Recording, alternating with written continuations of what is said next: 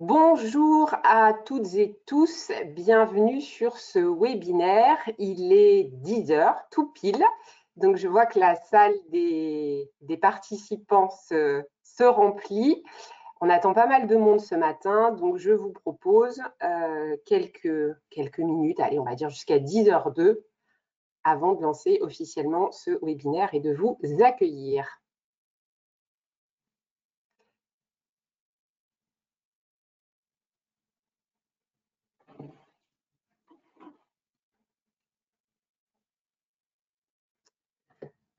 Vous pouvez d'ores et déjà nous signaler, peut-être pour les personnes qui sont connectées, vous êtes, ça monte presque 120, à nous confirmer que vous voyez bien le support. Normalement, il s'affiche en plein écran et que vous nous entendez bien également. Merci, j'ai un bonjour, tout est OK. Merci Yannick, très bien. Merci Tiffany, super.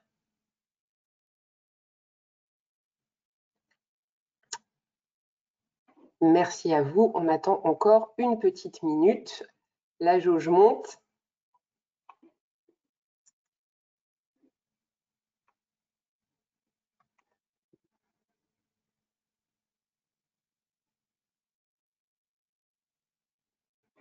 Donc, vous l'avez compris, hein, je le redirai, mais cet espace, effectivement, dans lequel on peut communiquer, sert et nous servira tout au long de ce webinaire à vous pour poser des questions et à nous pour effectivement pouvoir aussi vous répondre. Voilà, la jauge monte de moins en moins vite, donc on va démarrer.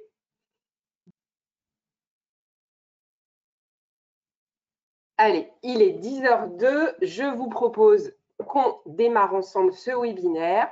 Donc, bienvenue à toutes et tous. Nous sommes ensemble donc pour 1h30, soit jusqu'à 11h30 aujourd'hui pour vous présenter ce webinaire sur la nouvelle offre de prestations RH, donc Expert Atlas.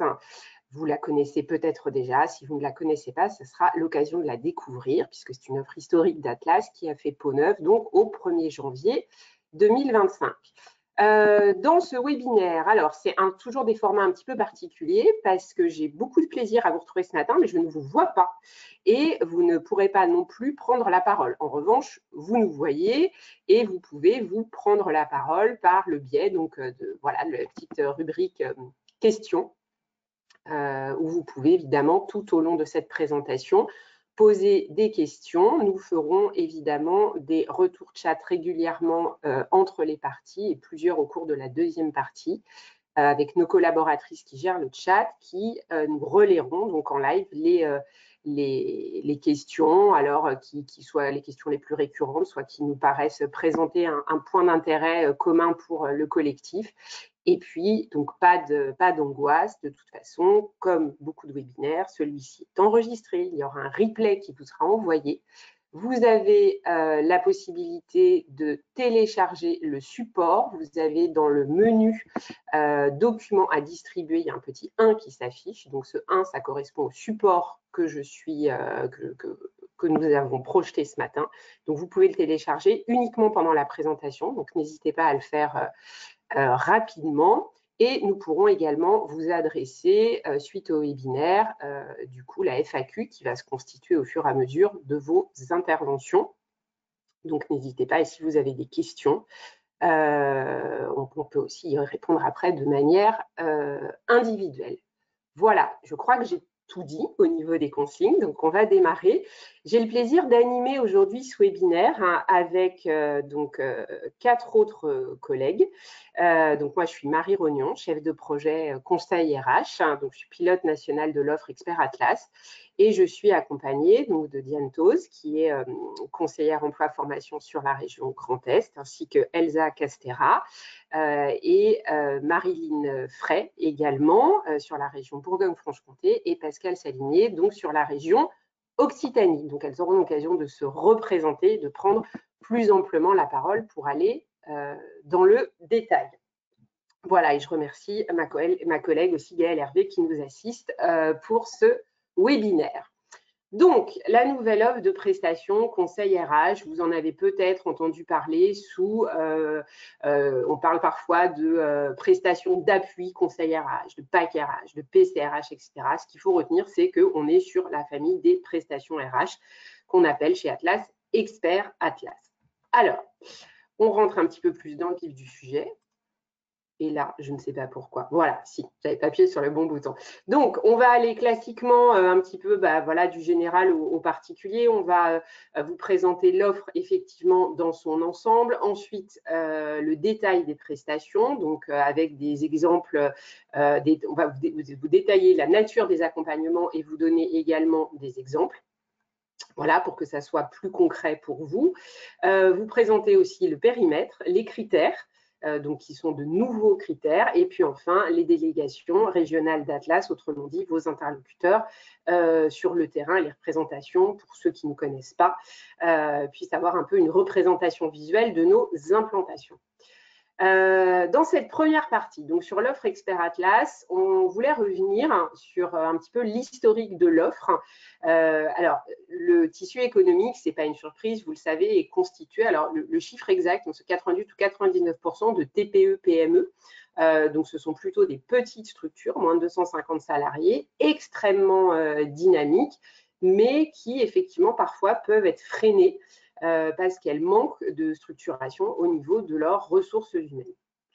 Donc, l'État, puisque vous savez que nous, OPCO, opérateurs de compétences, appliquons aussi et mettons en musique et en œuvre les politiques publiques de l'emploi. Donc, l'État nous a chargé au milieu des années 2010, donc ce n'est pas si vieux que ça. Nous, alors à l'époque OPCA, organisme paritaire collecteur agréé, nous sommes devenus les 19 à l'époque, nous sommes 11 depuis, nous sommes transformés en OPCO, opérateurs de compétences. Donc l'État nous a confié la mission en fait d'accompagner justement ces TPE-PME sur cet aspect RH de manière à pouvoir les outiller, renforcer cette dimension. Parce qu'on sait qu'aujourd'hui, effectivement, c'est un levier, c'est une structuration importante parce que ça devient un levier, effectivement, stratégique et de performance pour les structures. Voilà. Donc, nous, Atlas, vous nous connaissez sûrement, donc opérateur de 13 branches professionnelles, historiquement. Donc, Atlas, c'est la fusion du FAFIEC, la branche bureau d'études, et d'Opca Baya, les banques. Donc, aujourd'hui, on a 13 branches professionnelles. Vous les connaissez peut-être, sinon, rapidement, nous avons les agents généraux d'assurance, le courtage, les services financiers, les experts comptables, finalement, les bureaux d'études, les services financiers. Enfin, voilà, je vous invite à consultez le site d'Atlas, vous les retrouverez toutes ainsi que leurs critères. Donc, nous, on accompagne donc tous nos branches professionnelles et tous nos adhérents à travers donc une offre de services, donc depuis effectivement 2019. Et sur ce sujet, donc pour répondre à cette injonction de l'État, nous avons mis en place donc la prestation d'appui conseil RH, prestation d'appui conseil en ressources humaines, qui est donc une prestation qui s'adresse aux TPE-PME, c'est une prestation de conseil, où donc nos adhérents sont accompagnés, après on va voir comment et dans quel cadre plus précisément, par des cabinets de conseil, qui sont donc des cabinets experts, sélectionnés dans le cadre rigoureux, et parfois un peu contraignant, il est vrai, des marchés publics. Voilà. Je poursuis. Je tenais à quand même vous présenter un peu les choses sous l'angle du marché. Alors, c'est vrai qu'on vient de renouveler le prochain marché concernant cette prestation aura lieu en 2028, puisqu'on est sur un marché d'une durée d'1 an renouvelable 3 fois. Donc, ce marché, en fait, des prestations d'appui conseil RH se déploie sur les années 2025, 2026, 2027, 2028. Alors, je ne vais pas parler marché public, parce que c'est un domaine un peu qui peut être un petit peu austère. Voilà, mais je voulais quand même vous redonner un peu des éléments de contexte. Donc, nous avons 3 prestations et nous avons 45 lots multi-attributaires. Concrètement, ça veut dire quoi? Ça veut dire qu'en fait, on a une découpe régionale. Donc, on a effectivement 36 lots sur la France hexagonale et 9 lots sur les DROM. Si vous connaissiez l'offre qui a été portée jusque fin 2024, nous n'étions que sur la France hexagonale, nous n'étions pas sur les DROM. Et aujourd'hui, nous avons intégré les DROM et nous avons resserré un peu la maille, c'est-à-dire que avant, nous avions un découpage assez large qui fait qu'on avait des prestataires qui pouvaient être un petit peu éloignés parfois de nos adhérents. Et ce qu'on a souhaité faire, c'est resserrer un petit peu les choses pour un meilleur service, plus proche de vous, plus proche des entreprises. Du coup, aujourd'hui, on a des prestataires dans chaque région pour chaque prestation, puisque comme vous le voyez, on a une offre qui comporte 3 prestations. Donc, structurer et développer les pratiques RH. On va voir comment se décompose, ce que contient cette prestation, comment elle se décompose. Donc, vous la retrouvez partout, donc en France hexagonale et dans les DROM. On a absolument des partenaires sur tout le territoire. Une deuxième prestation, donc, qui est les dynamiques professionnelles. Et une troisième prestation, c'est la grande nouveauté, construire et déployer une démarche RSE. Les durées sur ces prestations, donc on est dans le cadre d'une prestation de conseil, elles sont fixes. On a 6 jours pour structurer et développer les pratiques RH, 3 pour les dynamiques professionnelles et 6 jours également pour construire et déployer une démarche RSE. Vous retrouvez toutes les informations sur notre site. Vous avez le lien qui est en bas de cette slide. Au niveau des financements, on aura l'occasion d'y revenir un petit peu plus tard dans les critères. Donc, c'est des prestations qui sont financées avec des fonds de l'OPCO, des fonds étatiques, du versement volontaire. Le versement volontaire étant un versement d'entreprise, donc des fonds privés d'entreprise, et possiblement aussi avec de la conventionnelle de branche. Donc, comme son nom l'indique, là, on remonte à la strate au-dessus puisque c'est de l'argent de la branche professionnelle. Voilà. Donc, aujourd'hui, on a une offre effectivement qui est solide, qui est bien implantée sur tous les territoires. Une offre de service, donc je vous le disais, pour aller un peu plus dans la philosophie de l'offre, qui est dédiée aux TPE-PME. Pour autant, cette offre, elle est tout à fait accessible aux entreprises de plus de 250 salariés.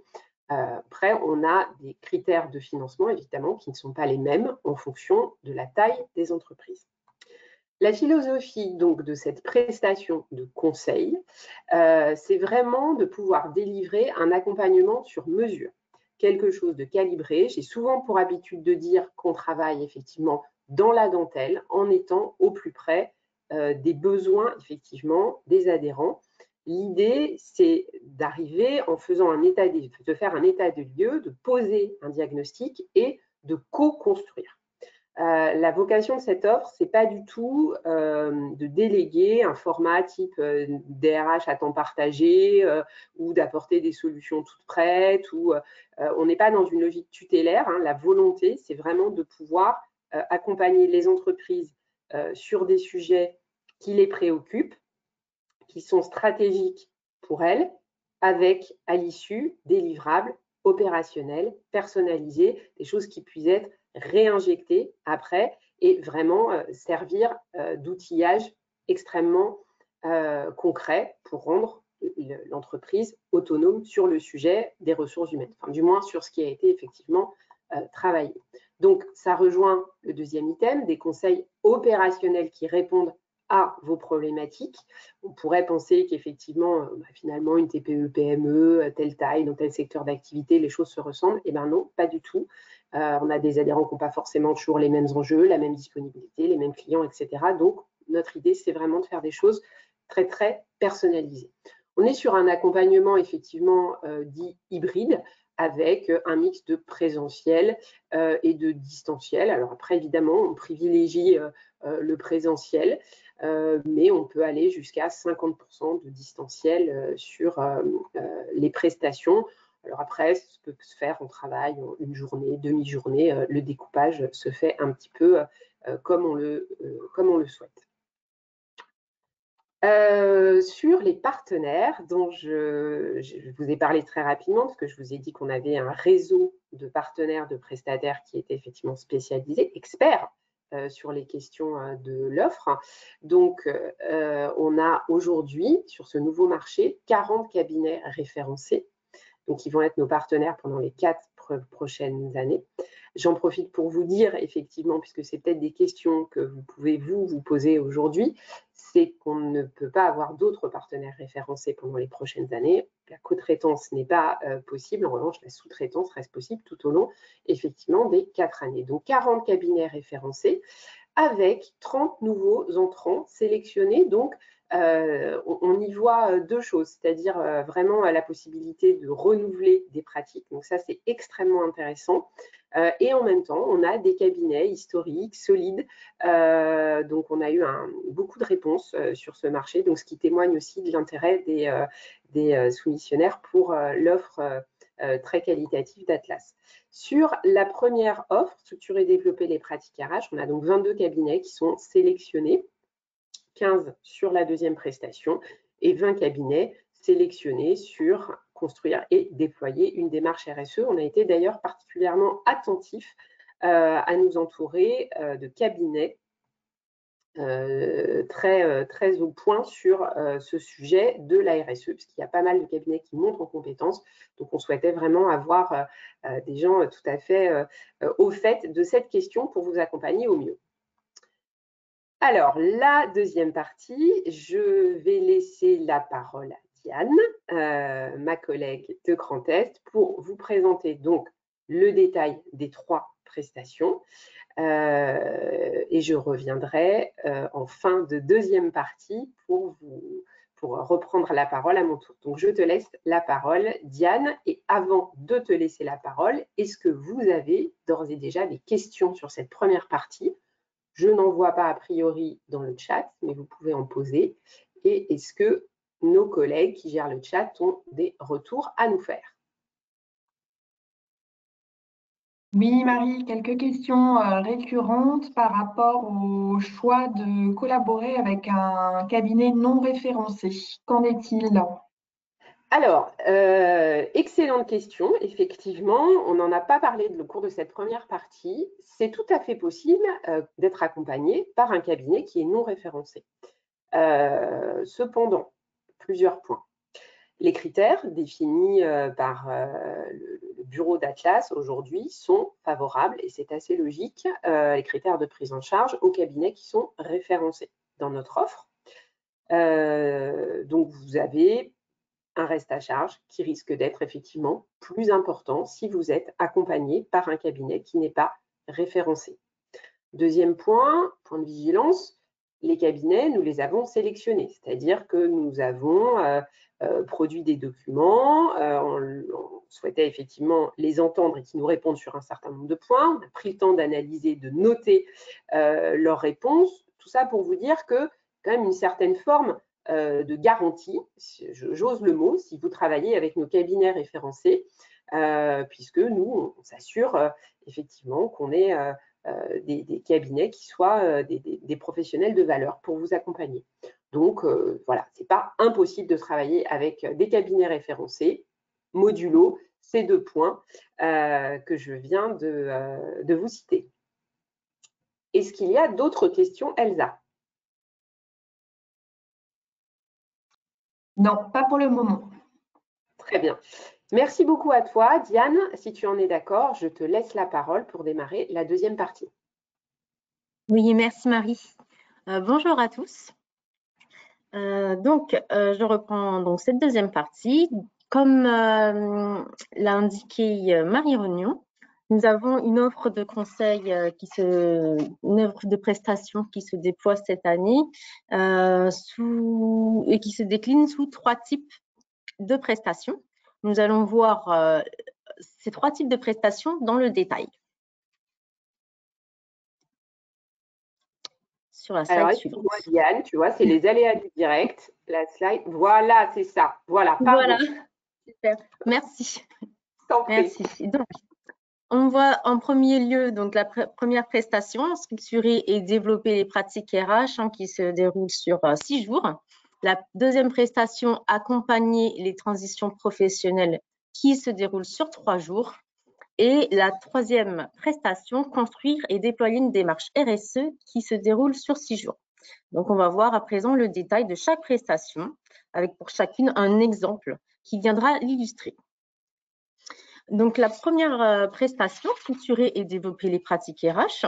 Alors, les TPE-PME sont des organisations qui sont dynamiques, qui connaissent souvent une évolution rapide. Et de ce fait, elles vont se concentrer plus particulièrement sur la dimension opérationnelle et mettre de côté la gestion des ressources humaines. Et c'est là que cette prestation va être d'un grand appui, puisqu'elle va leur permettre d'être accompagnés dans la gestion de leurs ressources humaines par un cabinet de conseil RH spécialisé. L'enjeu pour le cabinet sera donc d'accompagner l'entreprise dans un état des lieux de ses ressources humaines et dans la mise en œuvre d'un plan d'action adapté à ses pratiques. Cette prestation va servir à analyser et structurer les pratiques RH de l'entreprise, évaluer les besoins prévisionnels en compétences et à outiller la fonction RH de l'entreprise. Elle va se dérouler sur 6 jours et pour un coût moyen de 1 300 € par jour en format individuel ou collectif. Collectif, donc c'est-à-dire un collectif d'entreprises, donc un groupe de 8 entreprises maximum appartenant à une même branche et ayant des problématiques communes. Alors, on va voir en détail les différents sujets d'accompagnement dans le cadre de cette prestation. Donc, ils sont variés et assez riches, comme on peut le voir sur cette slide. Donc, le premier sujet va être le recrutement, le développement de l'attractivité et la marque employeur. Donc là, il va s'agir de vous aider à identifier et lever les freins à la décision d'embauche, de vous appuyer, par exemple, dans vos recrutements, en vous accompagnant dans la définition des profils de poste, vous accompagner à la mise en place d'outils personnalisés pour professionnaliser votre processus de recrutement, donc avec des grilles d'entretien, des fiches d'évaluation, etc.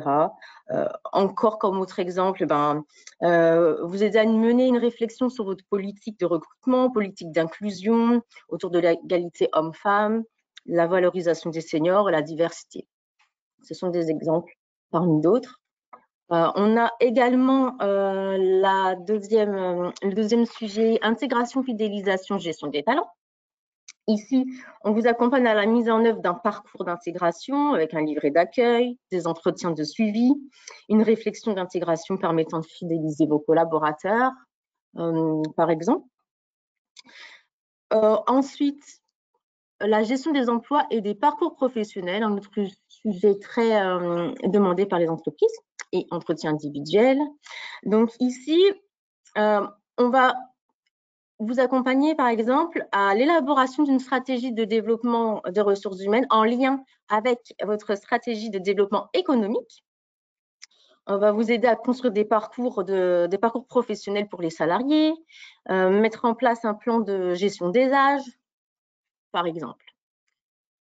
Et puis, voilà, nous voyons ensuite le plan de développement de compétences qui vient souvent enrichir justement cette partie gestion des emplois et parcours professionnels, puisque il s'agit également de développer donc, les compétences des salariés pour leur permettre d'évoluer. Il y a aussi comme 5e point l'audit et pratique RH, et la conformité RH. On vient ensuite les sujets de la qualité de vie et conditions de travail, d'organisation du travail, gestion des temps, ergonomie des espaces.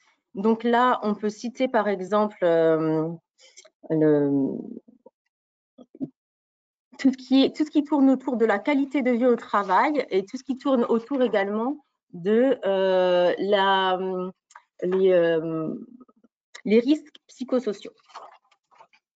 Donc, on a aussi l'adaptation de l'organisation du travail avec et puis aussi avec la définition et attribution de planification des tâches, par exemple, pour chaque salarié, la gestion des temps de travail, la mise en place du télétravail, l'amélioration de l'articulation entre activité professionnelle et vie professionnelle, par exemple. Donc, on arrive ensuite sur la professionnalisation de la fonction RH, qui est très demandée, parce que cette thématique, comme on l'a fait ressortir en début de webinaire, la gestion des RH est souvent prise en main par des personnes pour lesquelles ce n'est pas l'activité principale, ce n'est pas le cœur de métier, hein, dans les TPE-PME. Donc, il s'agira ici de les aider à se professionnaliser sur des sujets grâce à la définition de grâce à l'étude de leurs outils en place, et puis, par exemple, l'élaboration de grilles pour pouvoir orienter leur réflexion sur l'analyse des besoins de leurs collaborateurs. Donc, on voit aussi l'accompagnement au changement et la variation d'activité, la gestion des crises et dialogue social. Par exemple, récemment, avec la crise de Covid, on a rencontré cette problématique où les activités d'entreprise, par exemple, dans l'événementiel, étaient très ralenties et finalement, les salariés étaient en activité vraiment partielle, donc savoir comment on pouvait les maintenir dynamiques et quand même reliés avec l'entreprise, et savoir comment alors il faudrait rebondir après cette crise pour récupérer les clients qui pourraient être potentiellement perdus. Donc, sur quelles activités ils allaient pouvoir s'orienter. Tout ça, ça a été réfléchi, ça peut être réfléchi avec le consultant RH. Alors, accompagner l'essor et l'intelligence artificielle. Bon, là, voilà, on est sur l'IA. Donc, comment accompagner les collaborateurs sur cette nouvelle thématique, comment l'intégrer dans l'activité RH, comment l'intégrer dans l'activité de chacun des collaborateurs au sein de l'entreprise. Donc là, ce sont vraiment un tour d'horizon des différents sujets d'accompagnement qui peuvent être abordés dans le cadre de cette prestation. Ça permet de répondre aux différentes problématiques que peuvent rencontrer les entreprises dans le cadre de leur gestion des ressources humaines. Donc là, on va voir un exemple pour illustrer tout ça. Donc, on a une entreprise de 14 salariés qui appartient à la branche bureau d'études. Sa croissance a été très rapide et il souhaite poursuivre cette croissance de manière qualitative, mais en s'assurant de ne perdre aucun de leurs collaborateurs déjà en place. La problématique de l'entreprise, qui sera vue donc avec le salarié, avec le cabinet, c'est que finalement, il n'y a pas de processus recrutement formalisé, uniformisé au sein de l'entreprise, et l'entreprise n'a aucune idée de savoir comment elle peut fidéliser les collaborateurs en poste. Alors, le cabinet, son objectif va être de l'aider, l'accompagner pour formaliser les étapes de recrutement, co-construire les documents et process permettant d'outiller l'entreprise, mettre en place un processus de fidélisation des collaborateurs en impliquant davantage les salariés dans la stratégie de l'entreprise. C'est un exemple qui a été, un accompagnement qui a été vraiment mis en place l'année dernière. Donc, il s'est déroulé sur 6 jours avec le cabinet. Donc, un jour par thématique. En fait, il y a toujours au début de la prestation une journée de diagnostic. Le cabinet a échangé avec l'entreprise pour faire un état des lieux de ce qui a été fait au sein de l'entreprise. Donc, par rapport au recrutement, par exemple, ils ont analysé les pratiques qui étaient mises en place, voir ce qu'il y avait déjà.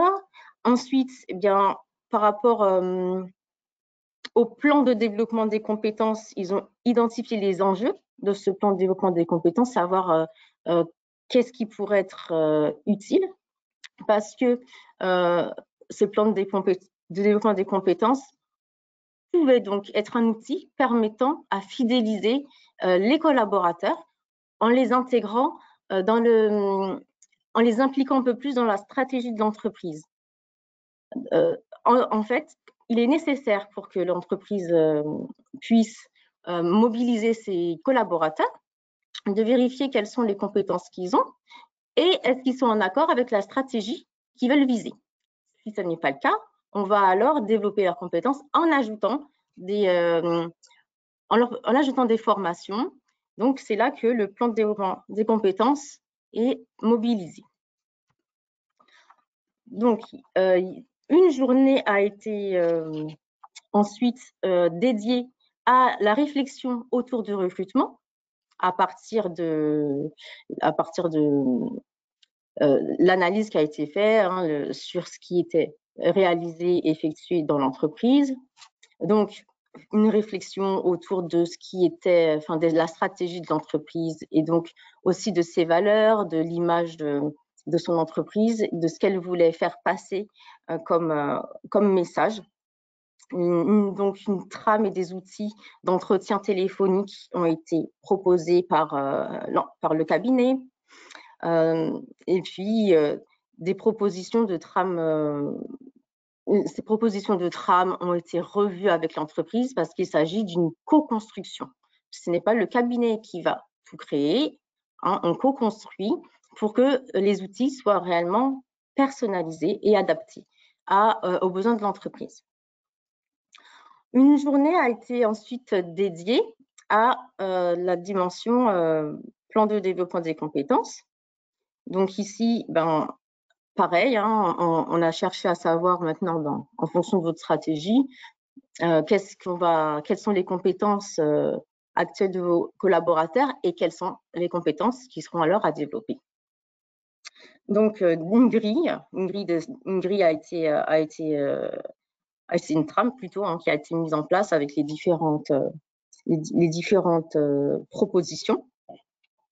Et puis, donc là, on voit vraiment, il y a une répartition en fonction des thématiques sur des journées ou alors 2 journées. Par exemple, pour le plan de développement des compétences, il a nécessité 2 jours. Il fallait entrer un peu plus dans le détail de chacun des éléments. Donc voilà, ça c'est un exemple et chaque accompagnement doit se clôturer par un bilan. Il y a une restitution qui est faite avec le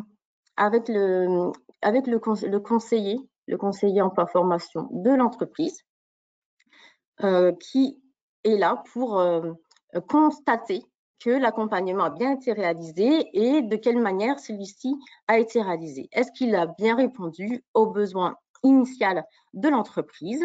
Est-ce qu'on a bien un plan d'action qui est établi ensuite?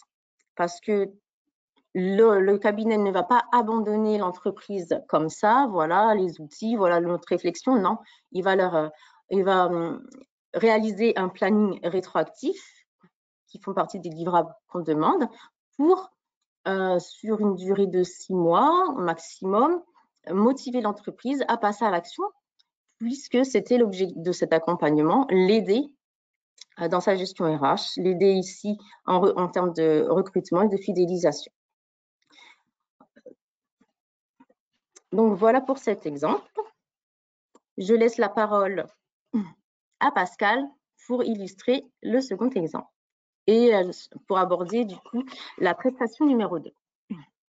Alors peut-être juste avant, merci beaucoup Diane pour cette présentation très claire. Avant de te laisser la parole, Pascal, est-ce qu'il y a, Elsa, des retours, un retour chat là? Est-ce qu'il y a des questions? Oui, alors pas mal de questions qui reviennent. Alors déjà, une par rapport à ce principe de co-traitance et sous-traitance des cabinets. Est-ce que tu pourrais repréciser, Marie? Alors, sur la question, il ne peut pas y avoir de co-traitant en cours de marché. En revanche, les prestataires référencés ont la possibilité d'avoir recours à des sous-traitants. s'ils le souhaitent. Donc, c'est une procédure assez simple, mais une procédure néanmoins. Donc, si vous avez plus de questions, n'hésitez pas à vous rapprocher de moi sur ce sujet. Je vous donne mon mail en direct, c'est Rognon, M comme Marie, Rognon, ROGNON, @opco-atlas.fr. Voilà. Elsa, d'autres questions?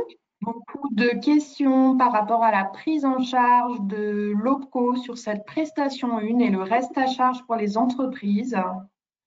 Alors, une question bien naturelle, je vous propose de l'aborder un petit peu plus tard, au moment des critères, où on aura le loisir de détailler tout ça, et vous de poser des questions si toutefois nous ne sommes pas assez clairs. Autre chose, Elsa? Non, on a fait le tour dans les questions récurrentes. Je te remercie et on laisse la parole à Pascal. Bonjour à tous, donc je suis Pascal Salinier, conseillère emploi-formation. J'interviens en région d'Occitanie. Je suis rattachée à l'antenne de Toulouse. Donc, comme on vient de vous l'expliquer, cette nouvelle offre PAC RH se compose désormais de 3 prestations au lieu de 4 précédemment. Et la deuxième prestation que je vais vous présenter résulte finalement d'une fusion pour ceux d'entre vous qui connaissaient l'ancienne formule entre la prestation qui s'intitulait Renforcer les dynamiques professionnelles et celle qui était dédiée aux nouvelles modalités de formation comme la FEST par exemple. Alors, qu'est-ce que l'on entend par accompagner les transitions professionnelles? Eh bien, il s'agit de réaliser un état des lieux des compétences, de construire un projet d'évolution professionnelle qui va s'inscrire dans la stratégie globale ou nouvelle de l'entreprise. On le sait, en tant que salarié, nous sommes confrontés durant notre parcours professionnel à des transitions ou à des mutations professionnelles, encore plus maintenant qu'avant peut-être. Ça peut être fait par choix ou par opportunité. En tout cas, ça peut s'inscrire aussi dans le virage amorcé par une entreprise qui va s'inscrire dans un nouvel axe stratégique et qui peut nous embarquer dans cette petite révolution de façon exogène. Donc, cela se traduit par le souhait, ça peut se traduire pour un salarié par le souhait d'évoluer sur un nouveau poste de travail ou carrément de changer de métier, conséquence ou pas de la volonté d'une entreprise de diversifier son activité, par exemple, de pénétrer un nouveau marché, d'élargir son offre de services.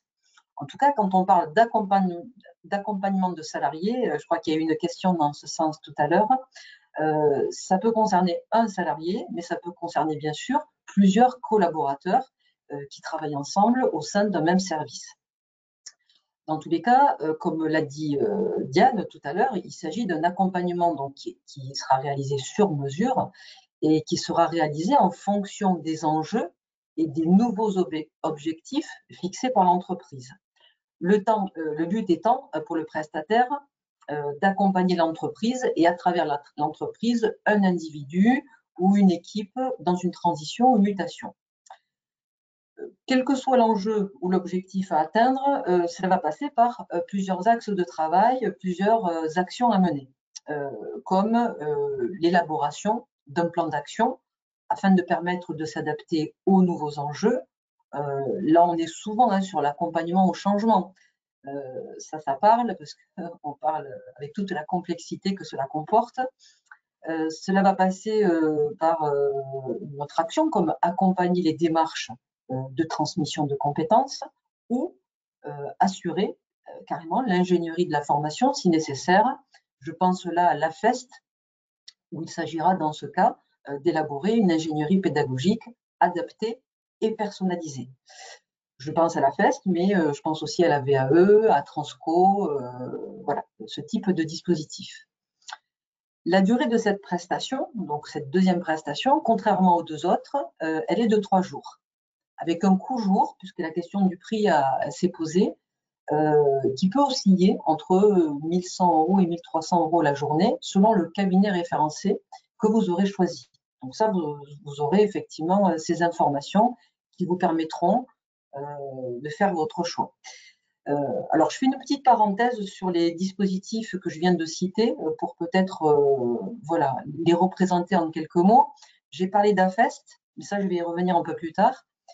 J'ai parlé de VAE, de VAE inversé. Alors, vous connaissez la VAE, la validation des acquis de l'expérience. La VAE inversée, là, il s'agit d'une évolution du dispositif qui se veut un peu plus innovant, car désormais couplé au contrat de professionnalisation et qui permet toujours aux salariés de faire valoir leurs expériences précédentes, d'acquérir de nouvelles compétences grâce à l'alternance. L'idée, de toute façon, par le biais de la VAE ou la VAE inversée, est de favoriser l'accès à la certification et à l'insertion professionnelle dans les secteurs qui rencontrent des difficultés particulières de recrutement.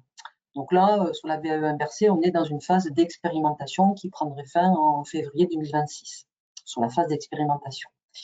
J'ai parlé aussi de Transco ou transition collective.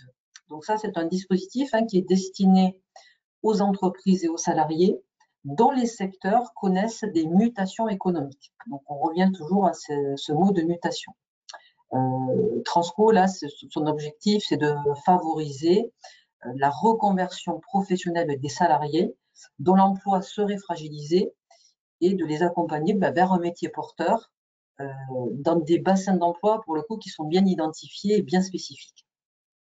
Alors, dans quelle situation je peux mobiliser cette deuxième prestation? Quels peuvent être les sujets d'accompagnement?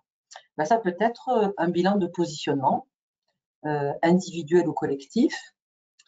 Pour rappel, un bilan de positionnement, c'est une photographie, une évaluation formelle qui vise à situer le niveau de compétences et de connaissances d'un ou plusieurs salariés par rapport aux objectifs de la formation ou des compétences qu'on souhaite qu'ils développent pour endosser un nouveau costume, prendre un nouveau poste de travail, etc. Donc typiquement, on peut être dans le cas de figure pour vous qui pilotez ces dispositifs, d'un collaborateur qui exprime le désir, lors d'un entretien annuel ou professionnel, par exemple, d'être promu sur un nouveau poste ou de nouvelles fonctions. Pour vous, là, deux cas de figure, soit vous êtes convaincu qu'il est prêt et mature et vous validez sa promotion, soit si vous vous interrogez peut-être sur l'écart éventuel qu'il peut exister entre son niveau de compétence actuel et le niveau de compétences requis pour exercer ces nouvelles fonctions, on peut mobiliser une prestation d'appui qui va permettre du coup de jauger de l'écart et d'identifier par quel chemin, quels outils, quelles compétences je peux accompagner mon collaborateur à réaliser son souhait d'être promu sur un nouvel poste de travail. Autre sujet, je l'ai évoqué il y a quelques minutes, cela peut être un appui à un projet AFEST. Donc pour ceux qui ont besoin peut-être d'une piqûre de rappel, l'AFEST, même si on en parle depuis maintenant plusieurs années, quand on parle d'AFEST, on parle d'une action de formation en situation de travail. C'est-à-dire qu'on va apprendre en faisant. C'est vraiment un parcours qui vise un objectif professionnel et qui va alterner des phases de travail apprenantes avec des phases réflexives. C'est-à-dire qu'on va faire avec un formateur son travail et à l'issue de ce travail, on va décortiquer ce qui s'est passé dans cette situation de travail apprenante. Donc, il faut vraiment, pour la direction, pour vous, si on mobilise la FEST, il faut vraiment une intention pédagogique, une intention de former avec cette notion aussi de traçabilité. Et il faut être capable d'avoir tous les acteurs réunis. Il faut désigner un salarié formateur qui va être l'expert métier. Il faut désigner un référent AFEST qui peut être vous et qui sera le chef d'orchestre. Il faudra organiser des situations aménagées pour l'apprenant en lui donnant bien sûr le droit à l'erreur. Ça, c'est très important. Donc, une configuration où le droit à l'erreur est possible. Donc, vous voyez, il faut qu'un certain nombre de choses soient réunies. Et on distingue vraiment la FEST de la formation sur le tas, qu'on connaît tous. On s'adresse à une collègue, tiens, dis-moi comment tu fais ça, explique-moi, montre-moi, très informel. La formation interne, qui est un peu plus formalisée, mais là, pour le coup, on sort de son poste de travail et on va dans une salle de réunion avec le formateur, on est seul ou plusieurs et on va recevoir un enseignement théorique. Là, dans la FEST, on est vraiment sur son poste de travail. Donc, on est dans une logique d'ingénierie pédagogique dans la préparation de la FEST, avec des aménagements de situations d'apprentissage que je viens de citer, un programme, un système d'évaluation. Là, je viens de parler de programmes d'ingénierie pédagogique, d'évaluation, de positionnement, de séquences réflexives. Donc, autant d'outils dont je ne dispose peut-être pas au moment où je souhaite déployer la FEST dans mon entreprise. Donc, si vous réfléchissez à la mise en œuvre, si vous êtes aux prémices de cette réflexion, vous allez bien sûr échanger avec votre conseiller d'Opco Atlas, qui va vous inviter à vous questionner sur tous ces aspects. Est-ce que les acteurs sont bien identifiés? Est-ce que les moyens sont là?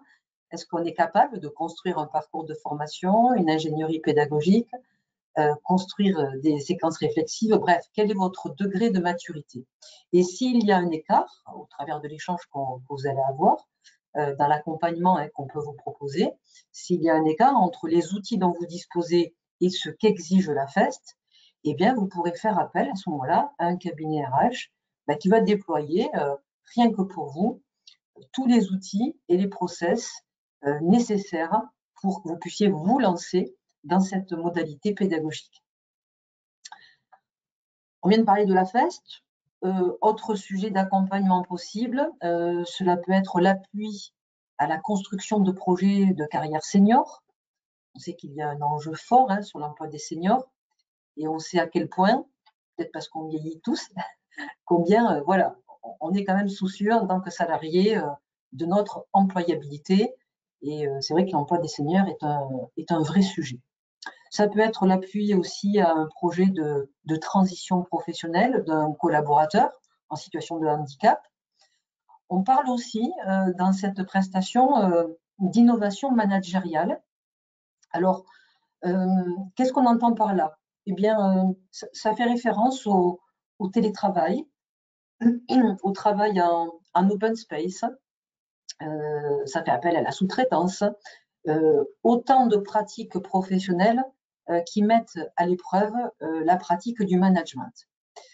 On le sait, le marché de travail est en perpétuelle évolution et l'erreur pour les dirigeants ou les managers serait de conserver un style de management traditionnel, voire toxique, en tout cas du moins inadapté à notre temps. Il est clair que depuis le Covid, on a changé de paradigme et pour rester compétitive sur le marché, on le voit, les entreprises s'engagent de plus en plus vers l'innovation managériale. Donc voilà dans les grandes lignes ce que propose cette prestation. Et avant de vous donner un exemple, là je vais l'illustrer par un exemple de prestation, une entreprise que j'ai accompagnée, qui pourra peut-être faire écho à un enjeu sur lequel vous voulez travailler. Je propose peut-être à Elsa de faire une pause et de répondre à certaines questions, s'il y en a. Oui, merci Pascal. Alors, on a pas mal de questions qui reviennent sur la modalité de l'accompagnement. Est-ce qu'il y a une partie à respecter en présentiel? Est-ce que l'accompagnement peut se faire en distanciel? Pourrais-tu préciser à ce sujet? Oui, alors dans le chat tout à l'heure, j'ai vu pas mal de questions sur le choix, la pertinence des cabinets référencés, etc. Les cabinets référencés Atlas ont fait l'objet d'un appel d'offres. Ça veut dire qu'ils ont répondu aussi à une grille, à des conditions je dirais, du déroulé de cette prestation. Il est prévu dans ces prestations qu'au moins la moitié de la prestation puisse se faire en présentiel. Si vous souhaitez mobiliser ce dispositif, vous aurez le choix de plusieurs prestataires et je vous invite fortement à en contacter plusieurs parce qu'il faut qu'il y ait instauré un rapport collaboratif. On va rentrer parfois sur des sujets sensibles et il faut que vous ayez le sentiment que ça matche. Et on se rend compte que le présentiel, ne serait-ce que pour découvrir vos locaux, humer un peu voilà, ce qui se passe, l'ambiance, découvrir vos activités, il est bon de le faire en présentiel. Alors, une partie peut être faite en distanciel, hein, mais la condition, c'est qu'au moins 50% de la prestation se déroule en présentiel. Merci Pascal. Une autre question sur l'AFEST. Est-ce qu'il peut être utilisé pour plusieurs personnes en même temps, sur une équipe de 10 personnes par exemple? Alors c'est une bonne question qu'on a évoquée il n'y a pas longtemps. C'est possible de le dérouler sur plusieurs personnes. Alors, je mets peut-être une nuance dans le sens où on a eu le cas d'entreprises qui pratiquaient un petit peu le reskilling après le Covid, hein, qui ont dû se dire, notamment en région d'Occitanie, par exemple, je parle de ma région, hein, où il y a eu un impact très fort sur l'aéronautique, et certaines PME travaillaient essentiellement avec Airbus et qui ont dû peut-être repenser, diversifier une activité, donc qui ont repositionné un, voire plusieurs salariés, et qui ont utilisé la FEST pour former ces salariés à un autre métier. C'est possible, il ne faut pas que l'effectif soit trop important, puisqu'on est sur un principe d'adapter un programme à une façon de faire, donc à un individu. Il est évident que si je veux former 10 personnes avec un objectif commun, la façon dont je vais amener ces personnes à l'atteinte de cet objectif va me faire passer par des chemins différents. Donc on est quand même sur une notion d'unicité. Je peux former et accompagner dans le cadre de la FEST 2 personnes en même temps, c'est-à-dire que si je suis l'expert métier, je vais observer le travail d'un apprenant. En attendant, je peux demander à l'autre de réfléchir sur ce qu'il vient de faire ou de compléter un quiz, enfin, dans tout ce que j'ai prévu dans mon ingénierie pédagogique, mais suivre 10 personnes en même temps sur un même temps donné, ça, c'est pas possible. On peut le faire, évidemment, sur des jours différents. Voilà, cette notion de j'accompagne vraiment un individu et je m'adapte à ses freins, à ses limites, à ses ressources. C'est là où ça va prendre tout son sens, même si le programme et l'objectif vont être communs. Donc, c'est plutôt dans le déroulement que je vais vraiment m'attacher à avoir un expert métier et un apprenant. Mais ça peut concerner, évidemment, globalement, je peux embarquer 10 salariés dans ce projet. Je ne sais pas s'il y a d'autres questions. Non, pas pour le moment. Merci Pascal. Merci Elsa. Alors, je vais vous prendre un exemple concret. J'accompagne, donc parmi toutes les entreprises qu'on accompagne, j'ai pris l'exemple d'une entreprise que j'accompagne depuis plusieurs années sur les dispositifs emploi-formation. C'est une entreprise de la branche bureau d'études, une entreprise à taille humaine puisqu'ils sont 8 salariés, composés d'ingénieurs, d'informaticiens, spécialisés dans la conception de logiciels. Ils évoluent dans le domaine de la santé. Ils ont une double casquette aujourd'hui, puisqu'ils se sont développés, et ils sont aussi organismes de formation, même certifiés Calliope. Donc c'est vrai que comme beaucoup d'entreprises qui réalisent des logiciels, il y a souvent effectivement cette activité de formation qui est associée. Donc sur la partie organisme de formation, dans la cartographie des métiers, on va plutôt retrouver des formateurs ou commerciaux. Donc du coup, un panel de profils assez diversifié. Le dirigeant qui doit avoir le même âge que moi, donc plutôt jeune, c'est-à-dire la cinquantaine passée, a créé cette entreprise au départ dans une configuration d'entreprise familiale où on peut se dire les choses sans forcément les formaliser, où l'on peut s'organiser, prendre des initiatives, se développer sans forcément poser les choses ou déployer tous les process. Il n'y a pas finalement d'équipe en soi, de service segmenté, puisque cette société est constituée d'une somme d'individus, de salariés qui sont tous experts dans leur domaine et qui travaillent seuls. Donc cette segmentation d'expertise et par voie de conséquence d'individus a donné au fil du temps lieu à une incompréhension ou à une méconnaissance du qui fait quoi finalement dans notre entreprise, comment s'organise le collectif et quelle est ma place dans tout ça. Et parce que chacun est dans son périmètre sans trop avoir besoin de savoir ce que font les autres, finalement, on a une perception un peu opaque du collectif et on constate que c'est compliqué d'avoir une identification claire des rôles et des fonctions individuelles.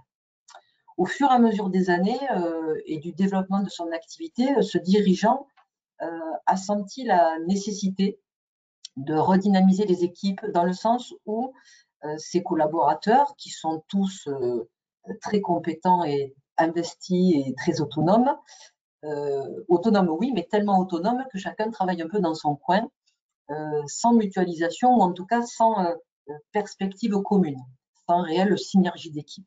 Et ce dirigeant, par ailleurs, a tout à fait conscience qu'il n'a jamais endossé ce costume de manager parce que, comme beaucoup de dirigeants, c'est un chef d'entreprise, mais qui n'a jamais été formé sur le management, c'est pas son métier, il n'est pas issu de ce sérail. Donc très conscient de ce manquement et souhaitant quand même évoluer dans sa posture et désireux aussi de reprendre le leadership de façon plus évidente et formalisée. Donc il s'agissait là de recréer du lien entre les salariés, de poser un cadre, de mettre en perspective des notions aussi de leadership et de responsabilité dans le collectif. C'était difficile de défaire des habitudes qui avaient été prises et difficile aussi d'instaurer un nouveau mode de fonctionnement, de management, tant les choses s'étaient installées comme ça au fil du temps, avec les résultats que l'on connaissait, donc il n'y avait pas forcément de quoi s'inquiéter. Mais encore une fois, voilà, on a changé aussi de paradigme, donc ce dirigeant est en veille sur pas mal de choses. C'était difficile en tout cas pour lui de se dire je sens que je dois changer quelque chose dans ma façon de communiquer, dans ma posture, mais finalement, par quoi je commence? Et surtout, comment je m'y prends? Pour que chacun s'identifie clairement dans son rôle et ses missions, et pour que chacun partage une culture RH commune, pour que chacun perçoive et mesure réellement sa contribution individuelle dans la performance collective. Donc pour cela, il fallait retrouver tout simplement un jargon commun, une culture commune et réaliser un travail sur le positionnement de chacun. Donc il y a différentes... la méthode a été, dans un premier temps, d'organiser 3 ateliers. Le premier atelier a été organisé avec la présence du dirigeant qui souhaitait être vraiment partie prenante. Et puis sur les 2 ateliers, il a pris l'option de s'éclipser pour vraiment favoriser la libération de la parole de ses salariés. Et du coup, tous les salariés ont eu un temps avec le dirigeant et ont eu un temps entre eux et ont été très proactifs.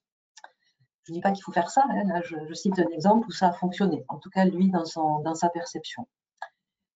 Une réflexion a été menée auprès de ces salariés pour qu'ils décrivent chacun leur rôle, c'est-à-dire comment je décris mon rôle, la posture que j'adopte, est-ce que je suis à l'aise avec cette posture, comment est-ce que je peux mieux me situer dans mon organisation, comment j'exprime mon sens des responsabilités, qu'est-ce que j'attends de mes collègues, que signifie selon moi être acteur ou responsable de l'entreprise. Donc il y a eu des interrogations et tout ce travail en fait a permis de définir le référentiel de l'entreprise. Un travail qui a été fait pour chaque salarié sur ce que j'ai à faire, mais aussi sur ce qui formalise ma relation avec mon employeur. Quelles sont finalement les compétences à développer? Il y a eu des prises de conscience qui ont été faites, forcément. Quels sont les atouts dont je dispose pour créer à ma manière un collectif? Il a fallu également clarifier la notion de leadership et distinguer le leadership du management. Prendre conscience, alors grâce à une représentation, ils avaient fait une rosace des compétences de leadership et prendre conscience à travers cette rosace qui se dessine, prendre conscience du potentiel collectif. Donc l'objectif était d'apprendre finalement à mieux se connaître comprendre les interactions avec les autres. Donc là, ils ont utilisé des tests de personnalité type profil MBTI, qui permet de connaître son profil type de manière détaillée. Et puis, évidemment, il y a eu des allers-retours avec la direction. C'est-à-dire que l'avantage de ces prestations, et je le répète, c'est de pouvoir avoir recours à un cabinet externe dont c'est le métier et l'expertise et qui va vous accompagner avec beaucoup de neutralité, de bienveillance et qui va le faire en tenant compte de l'existant et de vos contraintes aussi. En tout cas, pour vous, ça peut permettre de prendre de la hauteur, de sortir la tête du guidon. Et on constate dans certaines situations où, lorsqu'il faut défaire des tensions, cette prestation, elle peut être mobilisée aussi si j'identifie des tensions, quelque chose qui ne fonctionne pas bien. Le fait de pouvoir faire intervenir un cabinet externe dans la danse, c'est plutôt bien accueilli. Les résultats ont été probants sur cette prestation puisque ils ont pu construire un glossaire RH en lien évidemment avec tous les éléments juridiques, parce qu'il y a toujours eu des contraintes, avec voilà, une clarification des métiers, des fonctions, des postes, des missions, des tâches, des activités. On sait qu'un métier peut rassembler plusieurs fonctions, plusieurs postes peuvent correspondre à un même type de fonction. Donc, créer tout ceci à sa propre identité d'entreprise, avoir un vocabulaire propre à son entreprise. Il y a eu la mise en place aussi d'une culture RH commune, bien identifier les responsabilités, les postures, une clarification des statuts aussi, au regard de la grille Syntec, puisque c'était une branche c'était une entreprise de la branche bureau d'études, et puis une vision partagée, vraiment du leadership au service du collectif. Donc tout le monde a pris conscience de ce qu'il faisait, de ce que faisait l'autre, et avec un ajustement qui s'est fait et qui a permis, l'espace en tout cas de cette prestation, de fédérer, de recréer du collectif et d'insuffler en tout cas un souffle nouveau. Alors, c'est pas parce que la prestation est terminée que l'action se termine, bien au contraire, je dis souvent que c'est comme un sachet de thé, ça infuse, ça se poursuit. Et évidemment, là où c'est intéressant, c'est qu'une prestation, elle donne aussi des pistes de réflexion. Elle peut mettre en exergue des manquements, des choses à améliorer. Et ça a été le cas puisqu'il y a eu des pistes de réflexion sur le fait de comment on peut maintenant mieux communiquer pour renforcer cette cohésion d'équipe, ne pas s'arrêter là, identifier quelles sont les actions à mettre en place pour encourager le leadership, laisser la place à chacun de peut-être d'endosser ce costume, et puis adapter les outils RH avec des grilles d'entretien, des fiches de poste en vue de recrutement, de développement de compétences qui seront plus affinées. Voilà ce que je souhaitais vous faire partager sur cette prestation 2, voilà, en espérant que ça vous donne une vision un peu plus concrète de ce pourquoi vous pourriez la mobiliser. Je ne sais pas si il y a des questions. Merci beaucoup, merci Pascal, pour cette présentation. Vas-y, Elsa. Juste une dernière question, si on pouvait repréciser, tu as parlé, Pascal, en tout début des seniors. Est-ce qu'on pourrait repréciser quel est l'âge où on considère une personne comme senior?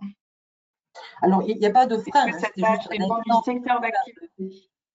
Voilà, il n'y a pas, puisqu'il n'y a pas de notion d'âge dans la typologie de salariés qu'on peut accompagner.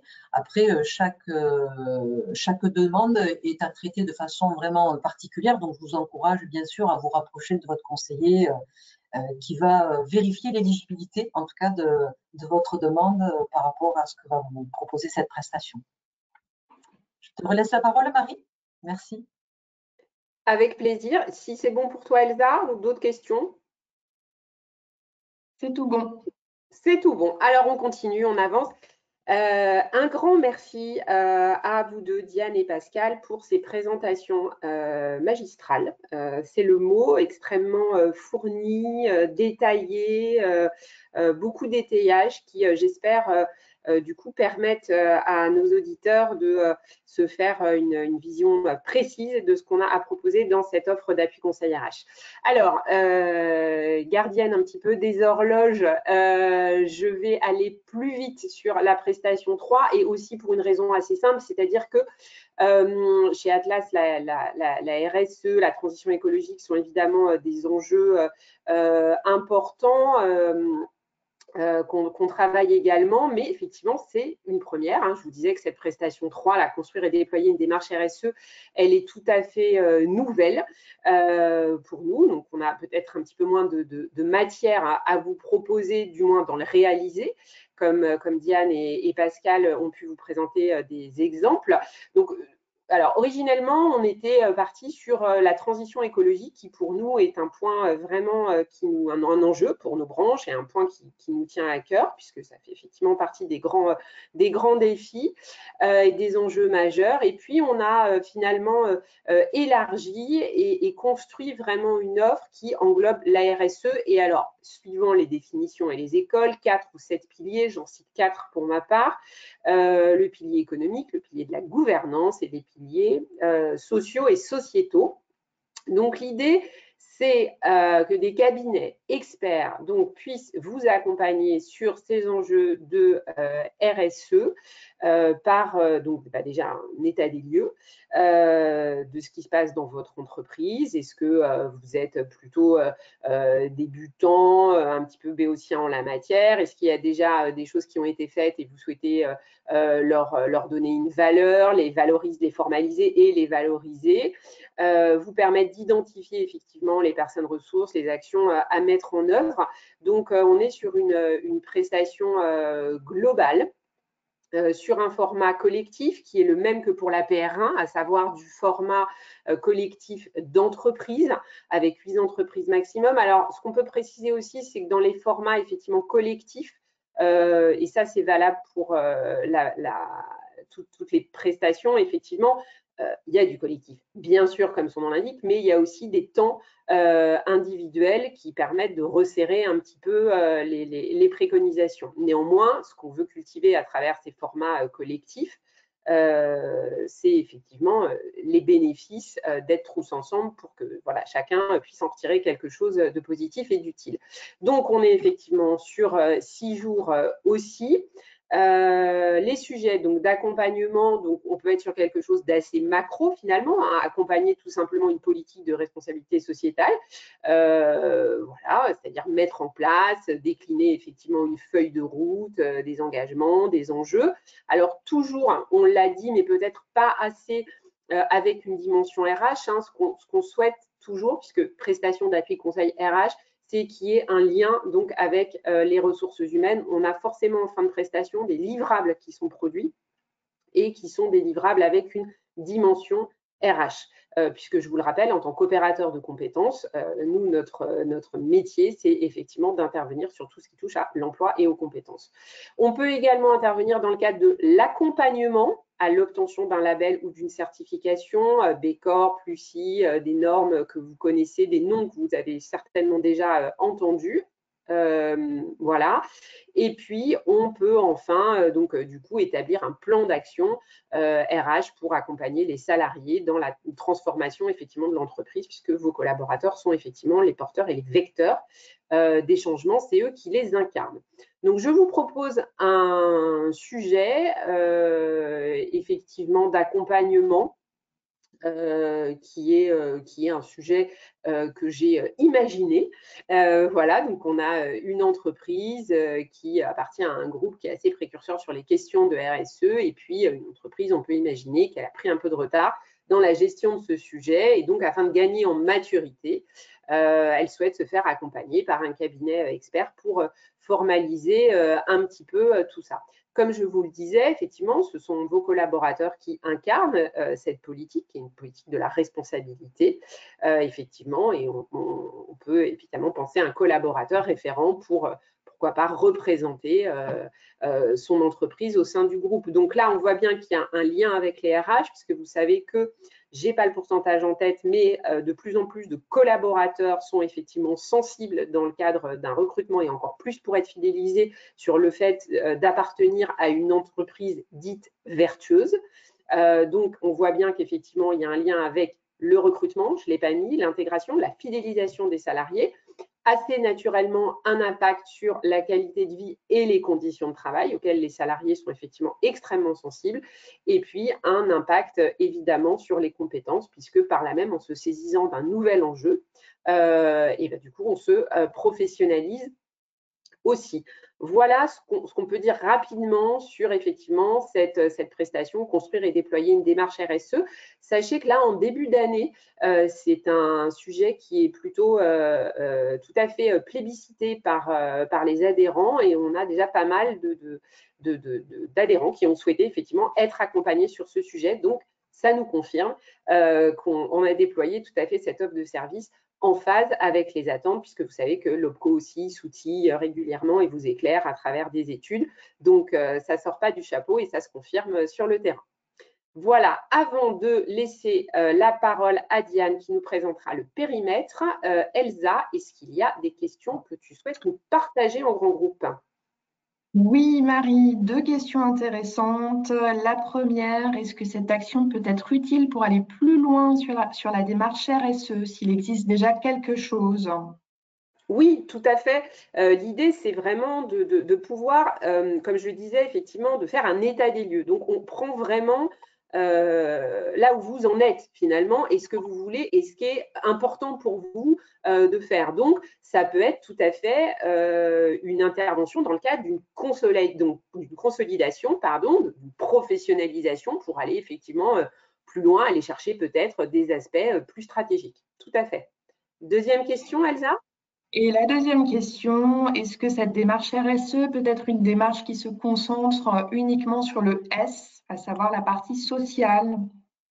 Oui, tout à fait. Alors, c'est vrai qu'on a une sensibilité sur la partie, on va dire, verte, tout ce qui est relatif à l'écologie. Je vous rappelle d'ailleurs que vous pouvez utiliser l'autodiag de la transition écologique.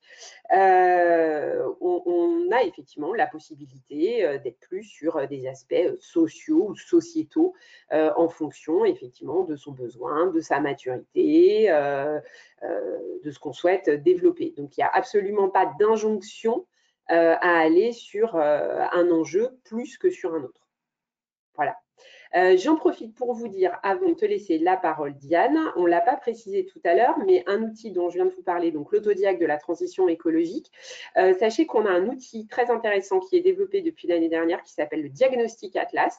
On le propose systématiquement à nos adhérents en amont de chaque prestation. Ça permet effectivement de mettre en avant les services de l'OPCO qui vous correspondent par rapport à vos problématiques. Donc, c'est un outil qui n'est pas du tout obligatoire, mais qui est extrêmement pertinent pour vous orienter dans votre offre de service. Donc, sachez qu'on le propose. Il n'est pas obligatoire. Il ne remet pas en cause, si vous ne l'utilisez pas, l'engagement d'une prestation, mais ça permet un petit peu de consolider tout en même temps que ça permet effectivement de vous montrer l'étendue de l'offre de service pour vous accompagner au mieux. Je te laisse la parole, Diane, sur le périmètre de l'offre. Voilà, on a 8 slides.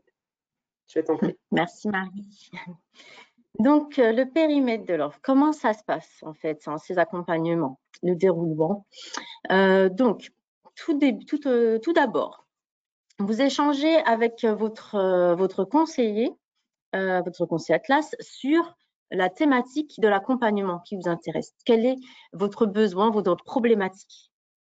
Donc, dans le cadre de cet échange, voilà, c'est votre conseiller qui va décider donc de l'ingénierie financière et si en effet, on peut engager ou non cette prestation. Si ça correspond bien, si les critères, si votre besoin entre bien dans tout ce qu'on a pu lister jusqu'à maintenant sur les différentes prestations. Les durées des accompagnements sont fixes, on a pu le voir, on a 6 jours pour la première prestation, 3 jours pour la seconde, la deuxième et 6 jours à nouveau pour la troisième. Mais c'est pas parce que voilà, on a ces durées qui sont établies que le cabinet va enchaîner ce nombre de jours avec vous au sein de l'entreprise. Donc, c'est progressif. Le cabinet va s'adapter avec à vos activités, votre charge de travail. Ce qu'il faut, c'est que cet accompagnement soit fait sur 6 mois maximum. Donc, et voilà, quelques jours sur chacun des mois, de 1 à 6 mois. Ça peut être donc une journée par-ci, une demi-journée par-là. Donc, il n'y a pas d'inquiétude. C'est vraiment un accompagnement sur mesure. Et également, on a parlé tout à l'heure du présentiel et du distanciel. Donc, je reviens dessus ici, maintenant. Donc, en effet, en fonction également de votre activité et du cabinet, voilà, l'accompagnement peut se faire aussi bien en présentiel qu'à distance, mais il faut faire attention. Ce qu'on exige à travers notre accord avec les consultants RH référencés, c'est que le présentiel doit être d'une durée minimum de 50%. Donc, le cabinet va ensuite vous accompagner avec sur votre problématique. Ce qu'on demande, c'est qu'il y ait des outils qui soient mis en place systématiquement pour chaque thématique abordée, répondant à votre problématique, mais que ces outils soient personnalisés. C'est pourquoi on parle beaucoup de co-construction, parce que finalement, c'est une réflexion avec vous, une réflexion sur votre besoin, sur l'entreprise, l'identité de votre entreprise, votre activité. Et puis là, voilà, les documents, donc les livrables vont être personnalisés. On a besoin qu'ils soient sous format numérique parce que votre conseiller aura besoin de les visualiser. Et puis, comme Marie l'a répété tout à l'heure, il faut forcément qu'il comporte une dimension RH. On est vraiment sur de l'accompagnement RH pur. Donc, parmi ces livrables, on a le rétro-planning de 3 actions prioritaires. Donc, l'entreprise va, suite à cet accompagnement, devoir mettre en œuvre, devoir appliquer et utiliser les différents outils qui lui ont été transmis. Donc, on demande à ce que finalement ces actions soient réalisées dans un délai de 6 mois pour aussi motiver l'entreprise, mais également lui permettre d'avoir en tête les échanges tout frais, les explications encore tout frais pour pouvoir les mettre en application directement dans l'entreprise. Donc, j'ai bien dit l'accompagnement 6 mois minimum. Donc, à la fin de l'accompagnement, on revoit à nouveau votre conseiller, donc conseiller plus votre consultant qui vous accompagne et vous, l'entreprise, vous allez être présent. Il y aura un échange avec le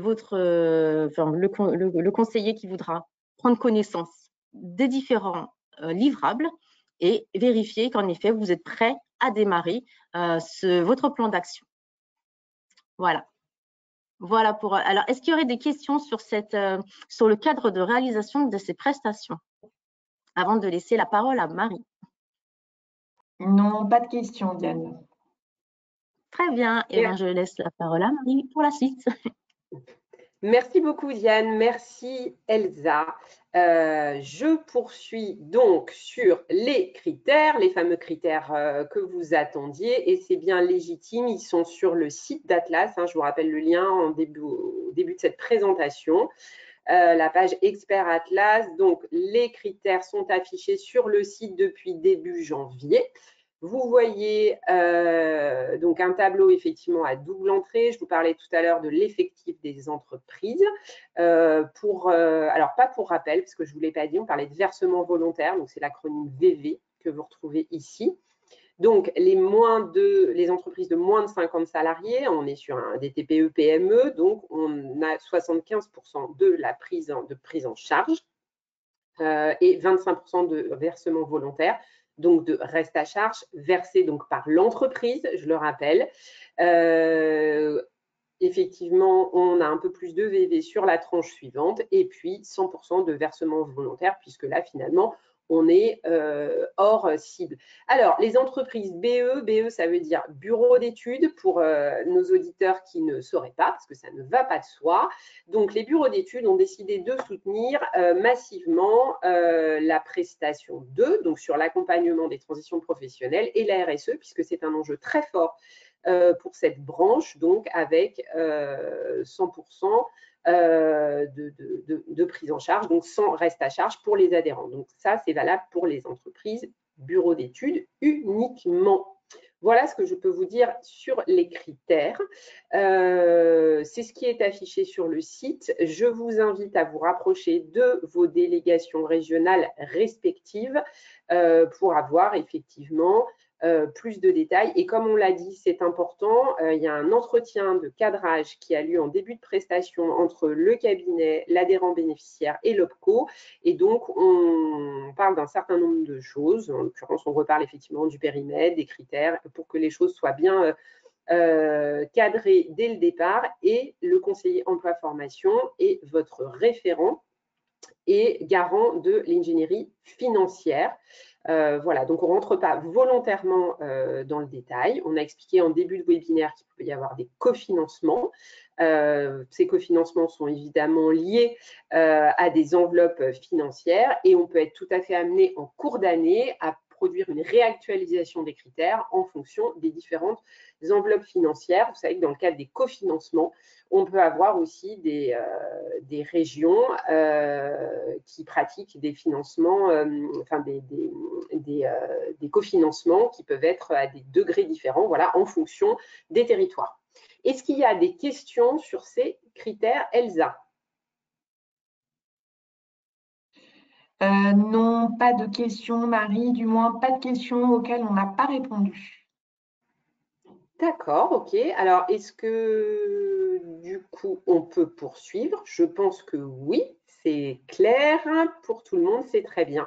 Les délégations d'Atlas, on en parlait et on arrive donc au terme de ce webinaire.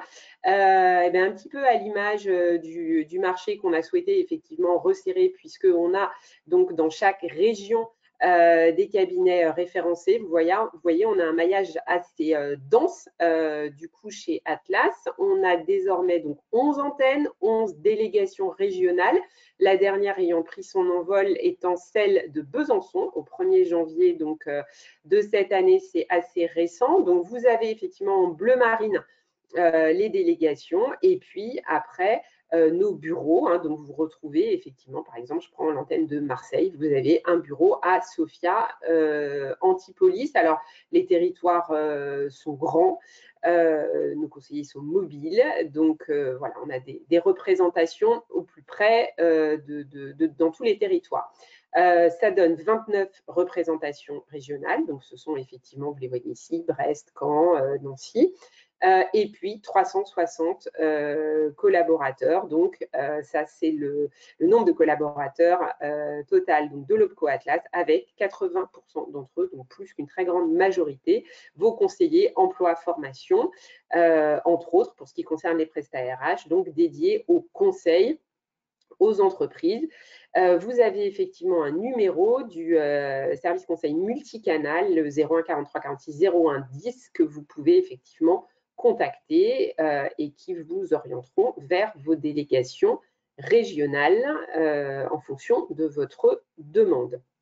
Voilà, il est 11h23.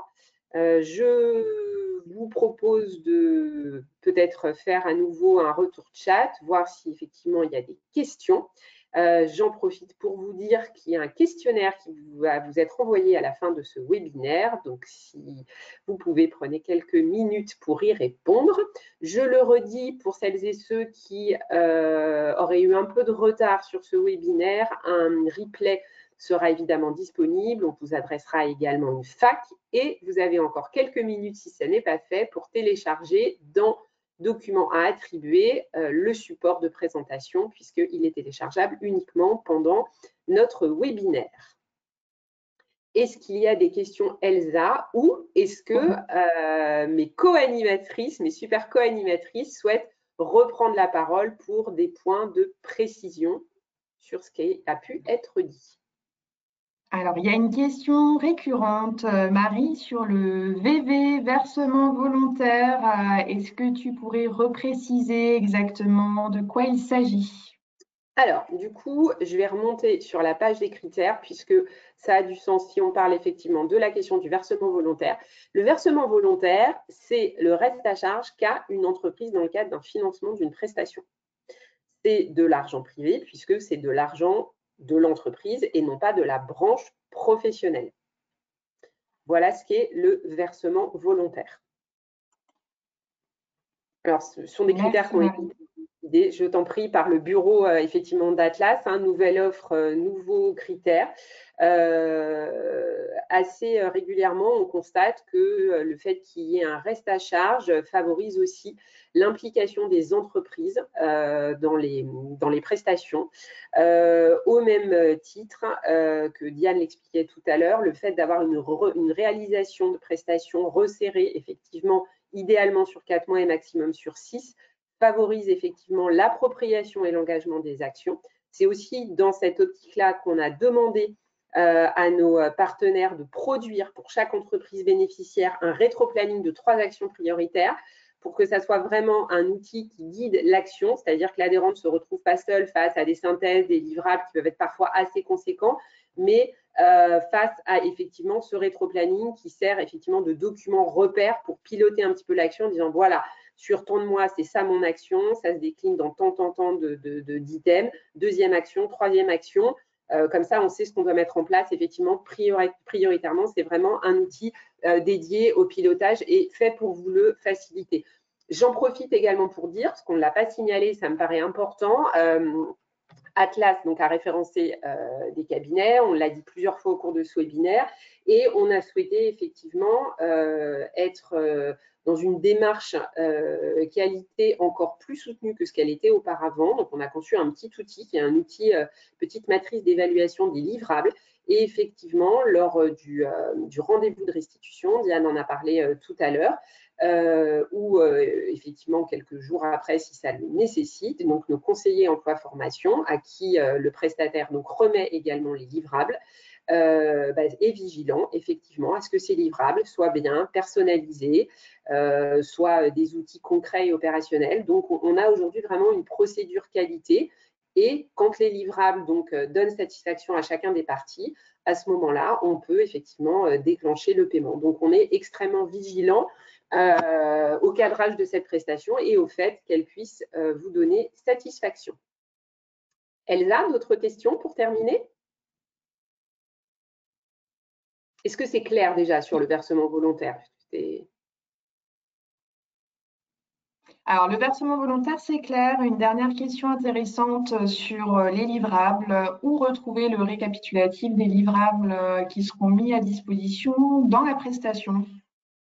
Alors, en tant qu'entreprise bénéficiaire, donc les livrables vous sont remis directement, le prestataire les conserve, les a produits, les conserve, alors pas aeternam vitam évidemment, et puis nous en tant qu'OPCO, on récupère aussi ces livrables et on les conserve effectivement dans nos SI.